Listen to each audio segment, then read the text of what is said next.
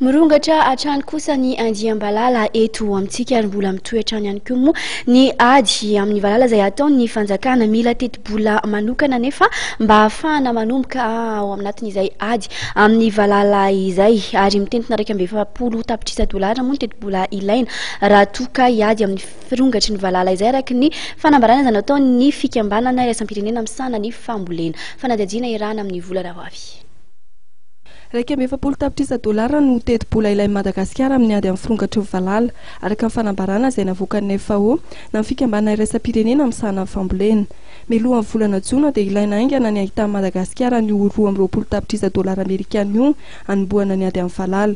Tokony hitohy anatin'ny 3 taona izany ady amin'ny firongatry ny valala izany ary mila teti-bola aingana ahafahana manao ny asa fitoloina ny toerana izay tena hina mafy ho ny fanazavana ny entin'ny Ramatoa Annie Monrad mpandrindra ny momba ny ady amin'ny valala eo anivon'ny FAO. Araka ny taritra izay navoakan'ny FAO hatrany dia 100 tanimbary eto Madagasikara ny voakasiky ny firongatry ny valala izay nahazo vahana nanomboka amin'ny volana febroary lasa teo. Ahian'ny FAO ny isian'ny olana ara-tsakafo vokatry ny firongatry ny valala amin'ny faritra maro eto Madagasikara.